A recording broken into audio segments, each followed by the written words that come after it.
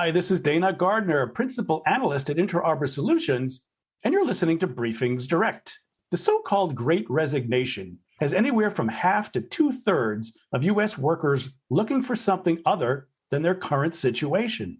Whatever the percentage, there's no question that workers across the board have and continue to quit in droves. And whether the exodus is due to the COVID-19 pandemic, the culmination of decades of various trends, or some combination, the bottom line is that employers need to give workers better reasons to remain. Stay with us now as we explore new research into why one of the tightest labor markets the world has ever seen means an end to business as usual. We'll search for ways that the shifting expectations of employees may lead to a transformation of work that can work to everyone's advantage. To learn more about the transition to a more healthy and sustainable environment for employee well-being and satisfaction, please join me now in welcoming our guests. We're here with Amy Hayworth, Senior Director of Employee Experience at Citrix. Welcome back, Amy. Hi, Dana. It's great to be here. We're also here with Melissa Swift, U.S. and Canada Transformation Services Leader at Mercer. Welcome, Melissa. It's great to be here. We're delighted to have you. Amy, let me start with you. The latest research that Citrix has sponsored is into the future of work, as you've been doing for a while, and you've uncovered some new insights into this quote-unquote Great Resignation. From your research, were there some myths that people have been holding on to? Were you surprised by some certain things from the research? Thanks, Dana. It is the question on everyone's mind right now, especially leaders. What's happening? Why are people leaving? And so Citrix undertook some recent research because we had a hypothesis that some of the exodus is due to burnout and some might be due to freak out. But what we found, 35% of the respondents to our survey say burnout really is the cause of them leaving a job.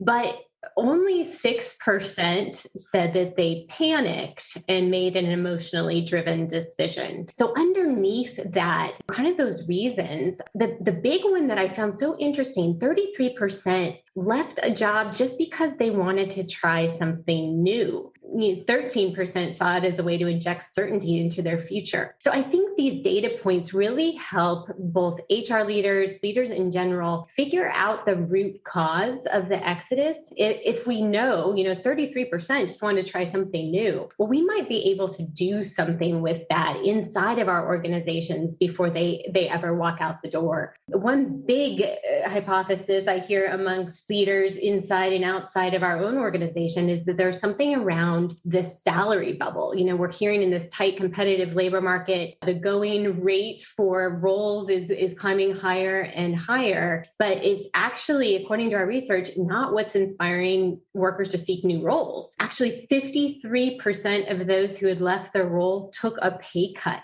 So that drive for more money isn't necessarily at the heart of why people are making these changes. And I think that's also an important thing for organizations to be aware of. It sure sounds, because we're over a year and a half into COVID, that this isn't a knee-jerk reaction. They're not just looking to make a quick increase in their salary. This seems to be a strategic, long-term, thoughtful type of reaction. Is that your takeaway? Definitely. I think one of the things that we've probably all experienced ourselves, but seen with our colleagues as well, is a lot of self-reflection happening. What's driving us to get up and make the most of our lives, of our talents, of our time? What sorts of experiences are we looking to have during our lifespan? And I think we're seeing this in the labor market in these choices that people are making. There's a curiosity, a desire to explore, and actually maybe take a little bit of risk. We saw 60% of the respondents joined startups and actually accepted equity in exchange for salary. So that's something new that's pretty unprecedented. Well, great. Melissa, from where your perch is at Mercer and some of the research that you all have been doing, do you agree that this Great Resignation is not just a blip on the screen, but is rather more momentous than that? Yeah, absolutely. Absolutely. So it's interesting. We did some surveying that we're calling the Inside Employees Mind survey, where we spoke to about 2,000 people about, are they thinking about leaving their roles? What needs do they have that are not being met right now? So it's interesting. Normally, in our kind of benchmark data, about 28% of people are thinking about leaving their roles. And that's exactly to the percentage point what we observed in the data from this survey. So what's interesting is it feels like everybody's getting up and moving around. But in reality, the same proportion of people who are always kind of considering resigning are doing the same thing right now. I think the difference we're seeing then is more around, do they pull the trigger? Is there that willingness to move? And I think that's where some of the data that Amy is citing about what are those underlying motivations for moving is really fascinating and resonates well with what we saw in our research as well. Well, tell us a bit more about Mercer and why these human capital issues are critical and essential for your business. We are the consultancy that's really looking to change and make better the world of work. And so we have a deep heritage in kind of analytically driven solutioning around this, around really understanding some of these things like the dynamics of pay markets, job architecture, employee experience, always from a data and analytics point of view. And I think what's exciting about the work that Mercer is doing now is really taking a lot of that legacy of deep analysis and contextualizing it to the transformation challenges of today and saying, what can we do that's fundamentally anchored in real evidence that's going to genuinely change organizations? And I think that's the key here. We're facing this great resignation. It doesn't seem to be something we have a choice about. And it doesn't seem, like I say, a short-term event. So a strategic event to plan for. And that strikes me as transformative. So if you're into making lemonade from lemons, then how do you transform yourselves in order to take advantage or be reactive in the best possible way to this change? So Amy, back to you. Are workers essentially providing a new set of requirements about their workplace, about their habits, and how should employers react to that? We talk about where is the power shifted in a lot of ways, and seeing employee voices begin to shape organizational environments is definitely something for me in my career. I'm a couple of decades in. I haven't seen this ever before. And what I like to do is go to the bright spots. What are we saying is keeping people where they are, for example? And what the data showed really validated the hypothesis of how important flexibility is. 40% of the respondents to our survey said that they are staying in their current role because they are able to work with flexibility. Now, that can mean different things to different organizations, whether that's time of day, whether that's place. But this ability to be empowered is the underlying theme that just keeps bubbling up. And, we talk about this balance of empowerment and accountability. Empowerment and accountability. It goes along with trust and flexibility to really start to marry these concepts together in a bit of a new kind of exchange. We will give you trust and flexibility. You return impact and outcomes and results. And so in some ways, the music has changed. We're still dancing the dance of work, but the music has changed slightly. And it's really empowering employees to have this opportunity. I kind of think of it as this sacred time period to really shine and show what's possible in terms of old ways of thinking that we had sort of just passed on through the years of this is what work looks like. This is how it's done. Cal Newport, in one of his books, talks about, we just sort of translated this factory floor mentality off the factory floor and into these office spaces. But we're rethinking that. We have such a great environment and time to rethink old assumptions.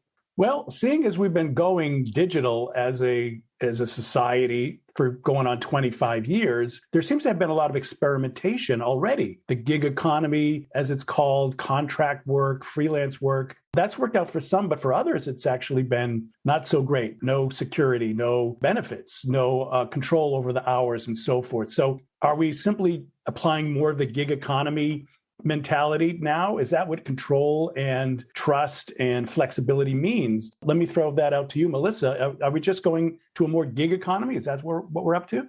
Yeah, it's an interesting question. As you just expressed, right? There's some skepticism about the gig economy. I mean, I would postulate there are two gig economies out there. There's one that is based on flexibility and worker empowerment. And then there's kind of an accidental gig economy where people are not being paid a living wage and being forced to work multiple jobs. So when you say gig economy, I picture both. And I think the former one, you're right, it is the model we're going toward of looking at work, sort of decomposing it and putting it back together and allowing talent to flow to work rather than kind of this age-old construct of a job description that might have been written a decade ago and trying to sort of force fit an individual to it. So that trend, I do think, is encouraging.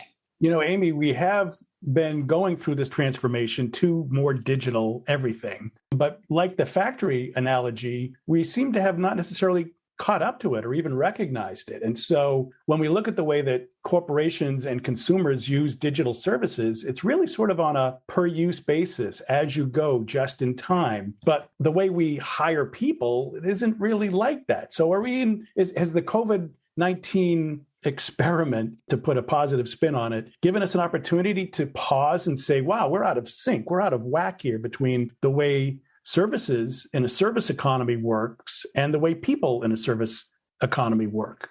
Such an interesting concept, Dana. It's almost I hear sort of like this very human-centered aspect to what you're saying, and building on Melissa's point of talent flowing in a very different model, it's almost magnetic, going where they can be most successful, have the most opportunities to use strengths. And as I think about the role of technology in enabling some of that shift to happen, I think one of the most exciting things about this experiment is the innovation that's come from it in the technological space, finding these real niche needs that are being met by technology because we've lived in an environment where that human touch wasn't necessarily welcome. But how do we create situations where there is still connection, there is still a service being provided, we're matching needs and people in new ways? One of the interesting pieces about how this might unfold in the workforce is almost this combination of how do technology, talent, and what people need to survive and thrive in terms of benefits and supporting infrastructure into both our work and personal lives, how do those all come together to really kind of rethink what was driving people to work in a gig format before? There's this unprecedented level of flexibility, but there's also this need to have those benefits and have the things that really help the human aspects of who we are feel secure, comfortable, ability to not have emotions like worry and anxiety kind of lingering in the background, really enabling us to do our best work. And so, Melissa, one of the buzzwords of the past few years in business has been the consumer experience. And digital has given us an opportunity to give people what they want, how they want it. But as consumers, we enjoyed that. But as employees, we don't necessarily see that same emphasis. And so why we need to have people like Amy in employee experience roles. So is there a disjoint between what we've become used to as consumers, but that we'd like to now get as workers? For me, the gap is what organizations have done brilliantly for consumers to a large degree is kind of customization and personalization that we see. It's no longer it's the streaming world where you're picking from, a zillion streaming services and Netflix is targeting you with exactly the shows you want to watch, et cetera, et cetera. Whereas at work, we kind of still treat people like the image that always comes to my mind for some reason is a big block of cheddar cheese. We're all kind of this one block of cheese. And that's not a consumer grade experience. And one of the interesting things that came out in our research actually was that in terms of how people were thinking about resignation, certain groups were considering it much more seriously. So, for instance, 35% of Black or African American workers and 40% of Asian workers were thinking about leaving, compared to only 26% of white employees. And data like that really speaks to people are having different employee experiences at work. And we need to be a lot more thoughtful about how to kind of say, okay, it's not a big block of cheddar cheese. Not everybody has the same needs and the same experiences. We have to, on the one hand, create equity of experience across groups, which is clearly not happening now. But then on the other hand, meet people where they are. And that's your point, that's that real consumer experience that people are not getting at work. Yes, it sounds like also a heightened trend over the past few years of sensitivity, that there are different people and they have different realities and they should be entitled to enjoy those equally. So, and that strikes me as yet another mega trend. And so we're not just reacting to the COVID-19 pandemic, in my estimation, that might be a catalyst, but we're at the precipice of some major demographic and social trends. We have baby boomers retiring. We have disruption of global supply chains. We have things like peak oil, peak carbon, we hope, perhaps. And then we have these sensitivity issues of equality and inclusiveness. So, Amy, sort of a big round way of coming about this is we're at a point where so many things are changing that this inevitability of worker empowerment has now come to the fore. But this seems to have been building for perhaps decades. Do you agree? I do agree, Dana, especially the piece about this building tsunami of the need to be adaptable as humans. I remember at the beginning of the pandemic thinking about human agility as a business continuity strategy. And I've spent quite a bit of time in organizational change and transformation, the field of organizational change and transformation. And many, many years before 2020, just came to this realization that the change was no longer something we could manage, that it was actually more valuable to invest in building resilience in people, enabling them to pivot individually, personally, knowing what resources they had available to them and thinking about what do we need to supplement for humans at an individual level to really enable them to construct their own toolbox to be agile. And when we think about what's to come, we hear a lot about there will not be a day that is less complex than the day we're in today. It's just going to continue to get more complex, to move faster. Technology is going to play a bigger and bigger role in our lives and in our work lives. And that boundary between the two is really permeable forever. We've experienced it. We've been in this long enough that it's very unlikely we'll ever go back to that separate boundary between. So as we think about just this idea of transformation, where we're headed, the path we're on, kind of this peak work period that you mentioned, it's really also a period of adaptation. What is it that we are going to invent, pioneer, leave behind? What old modes of thinking and making sense of things have simply expired? And what do we need to be putting in their place to make sense of how we live and work going forward? Right. I suppose another conclusion we can make from what's going on right now in the world is that the stakes here are quite high. If you're an employer and you're not going to be recognizing this as a true transformative time, that we're not just going to revert back to the 1950s Americana version of the world, then perhaps being proactive and embracing the transformation is not just a nice to have, but is really existential. For those organizations that don't, they're just perhaps not going to get the employees that they want, but might not get any employees sufficient to do the work at hand. So the transformation here seems to be absolutely essential. How do we make this positive? How do we encourage our organizations to be proactive rather than reactive to what's going on? Let's start with you, Melissa. For me, a big part of the journey is reframing kind of some of what we've traditionally thought of as trade-offs, right? So sort of like the biggest one always being, we can either treat our workers well or we can make lots of money. There are so many assumptions that are predicated off of that. And it's a wrong belief. It's just based on the fact that we haven't really explored what a human-centric workplace might look like. I mean, coming back to Amy's comment citing Cal Newport's work, right? That the sort of workplace as machine versus workplace as a human engine. We haven't really tried that latter model. So if we come at it from a point of view of actually where growth is going to come from, is going to be by prioritizing our human workers and by really designing systems that use their best to do better rather than trying to force fit them into a machine. I think that's the energizing concept. I also think there's an element of just kind of clarity on what the past actually looks like. I mean, it's funny as you refer to 1950s Americana. The experience of the 1950s for a lot of groups in America was not so hot, right? If you were a woman, if you were a person of color, 1950s were rough. And that's part of what we have to do is kind of reframe our cultural myth making. As long as we mythologize the past, we're going to want to keep returning to it rather than saying, here's the actual reality. Here's what was good. Here's what was bad. And let's figure out how we can pull on those good threads more and really crowd out some of the bad stuff and just kind of being more realistic about what the journey looks like. Because I think that's part of the issue is we've told ourselves a story about there's this sort of glorious thing we have to return to. And there's some lack of truth at the heart of that story.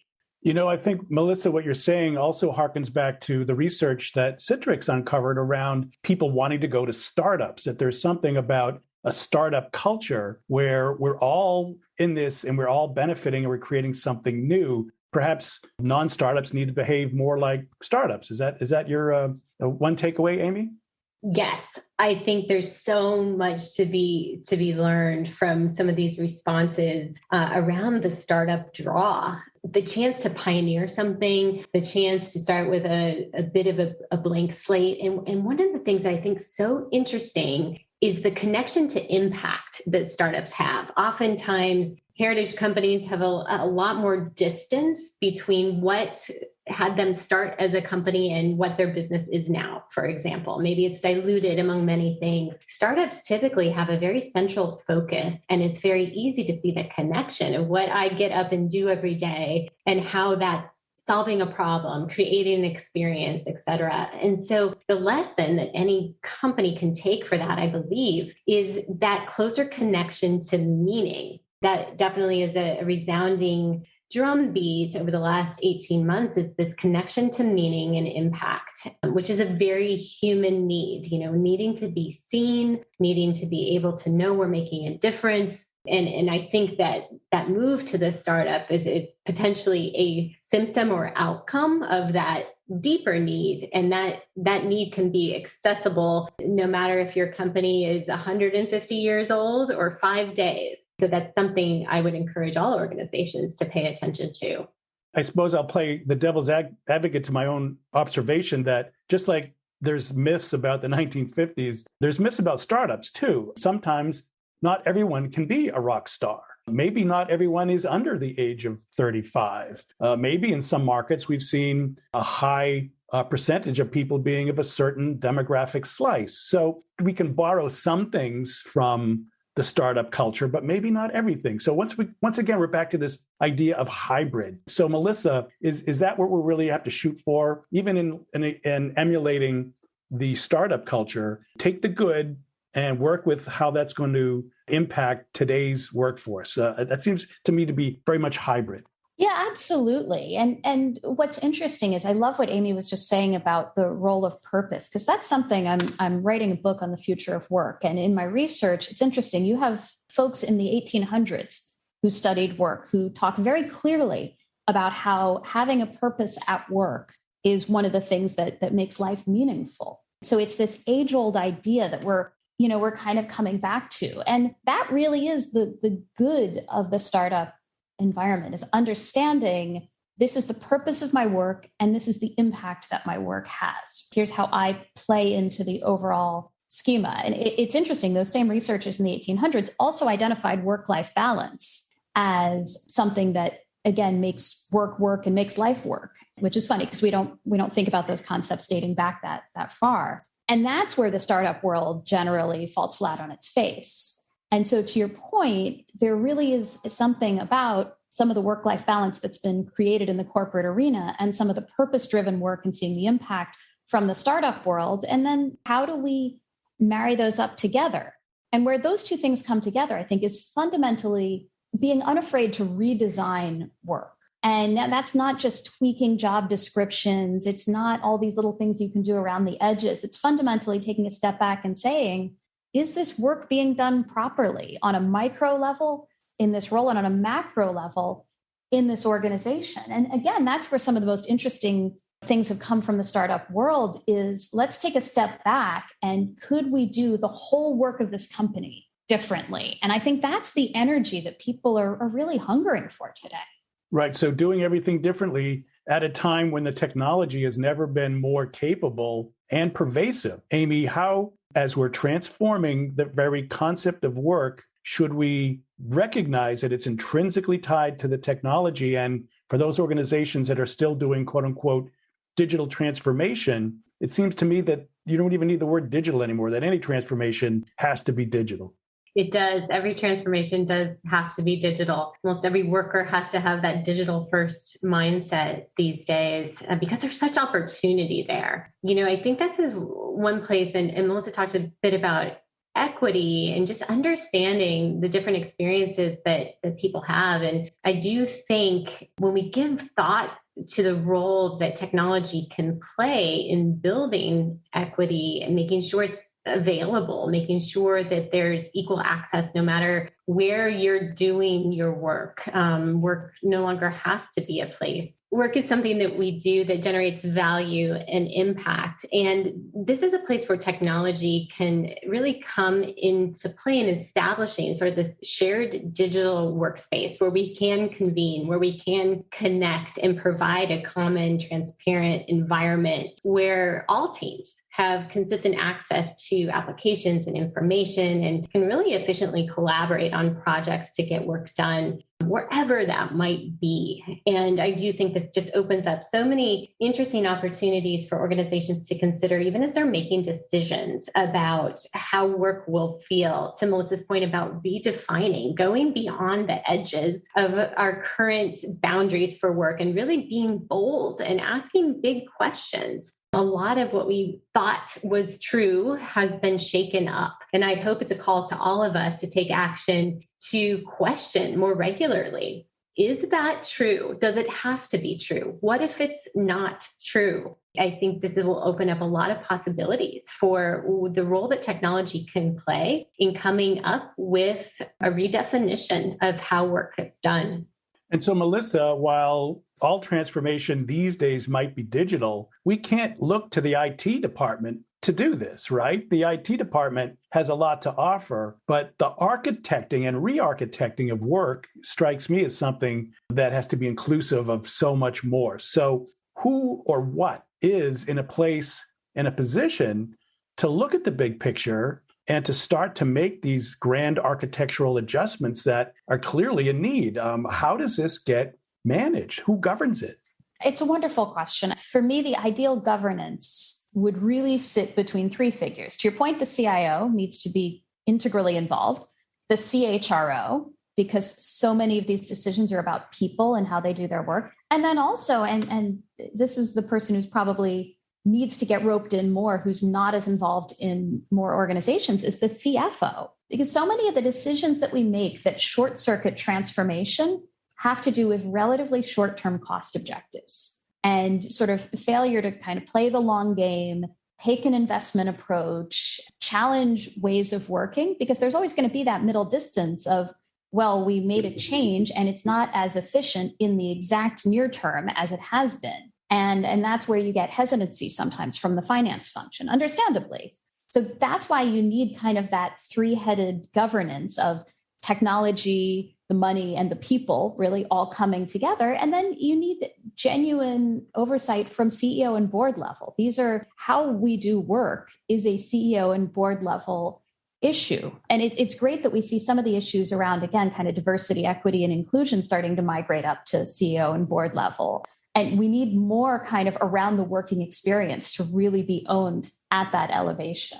Well, now you're bringing up this concept that this is even more pervasive than business culture because people have been railing against short-term Wall Street objectives and a corrosive impact that's had on business forever. It's like the weather. Everybody complains about it, but nothing changes or nobody does anything about it. So, wow, do we have to consider that hyper-capitalism is what's at work and we need to back off to be less hyper-capitalistic in order to be sustainable? It strikes me that we're really talking about a rethinking of more than just work here. Amy, any thoughts about that? That as long as we have Wall Street demanding quarterly reports, how can we expect companies to change in a way that will allow them to be able to transform?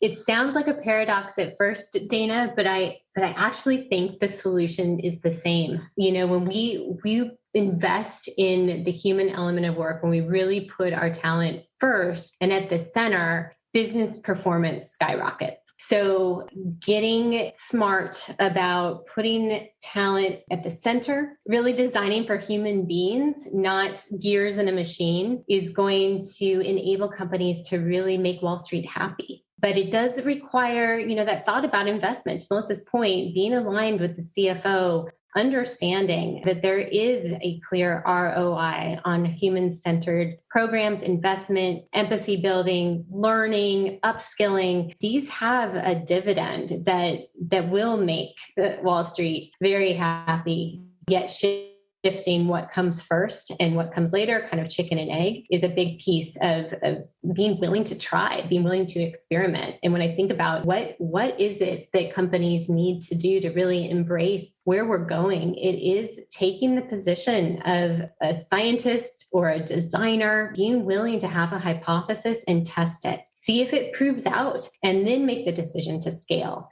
Running lots of little experiments is going to help us figure out what the future really needs to be in order to meet people where they are.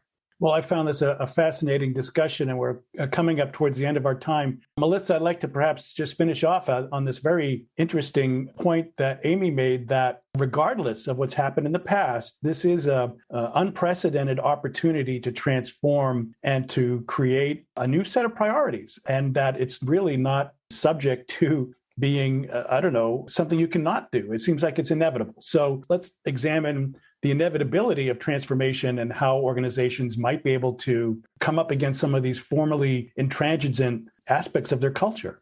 Absolutely. And I think it's interesting to think about how fundamental some of the unmet needs of workers are right now. I mean, in our data, workers rated things like physical health and mental health as top 3 unmet needs. And that to me is really striking, because if you think about where those things are on kind of Maslow's hierarchy of needs, they're pretty low in the pyramid. And so for me, that provides in some ways the business case for transformation. Because right now, if we're not meeting our workers' most basic needs, then everything else we might expect, kind of flows from there. And again, we can't just make these surface incremental changes. We have to really go in and re-architect at the heart, because right now we can't even kind of hit the basics. And that's sort of the psychological or emotional journey that organizations need to go on, is taking a step back and saying, it's not that we're doing, pretty okay right now and we need to do a little better. It's fundamentally, there are some aspects about work that are broken, but that we have this incredible opportunity to fix. And I think that's what's the really energizing thing about talking about transformation in the current moment. All right. Well, lastly, let's just take a look at where some additional resources are for people that want to pursue these topics from both the vantage points of your particular organization. So, Amy, how does Citrix factor into the future of work, and where can people go to learn more? We have on Citrix.com a really lovely section that is just full of great research, thought leadership, perspectives. It's called Field Work. And I really recommend that your listeners take some time to check out what's there. We keep it updated often with new research, new tools. Our goal is to help us all really think about building the future of work together, challenge old assumptions, and provide useful tools to help us move forward. And same to you, Melissa. How is Mercer adjusting and helping in this retransformation of work, if not more? And where can people learn a bit more about that? We're helping companies with a really interesting array of challenges right now. Everything from how do we increase the many dimensions of flexible work, not just the where, but the who, the what, the when, the why, all of that good stuff, all the way through to full-scale work design assistance. How do we recreate certain roles to grapple with the effects of labor shortages, effectively creating a better version of that job by fundamentally redesigning the work, again, not just tweaking the job description, and sort of everything in the ecosystem around it. How do you create systems of incentives so people are incented to do the right thing in transformation contexts? How do you better listen to your employees and understand their needs to keep up with them? So we take a really holistic approach. And on Mercer.com, you can find a wealth of thought leadership and detail on our solutions. Well, great. I'm afraid we'll have to leave it there. You've been listening to a sponsored Briefings Direct discussion on the Great Resignation and what it means for employers seeking to better attract and retain workers. And we've learned how the shifting expectations of employees may very well mean a broader transformation of work, one that can work to everyone's advantage. So a big thank you to our guests. We've been here with Amy Hayworth, Senior Director of Employee Experience at Citrix. Thank you so much, Amy. It was really interesting. Thank you. I appreciate it, Dana and Melissa. And yes, we've been here with Melissa Swift, U.S. and Canada Transformation Services Leader at Mercer. Thank you so much for your contribution, Melissa.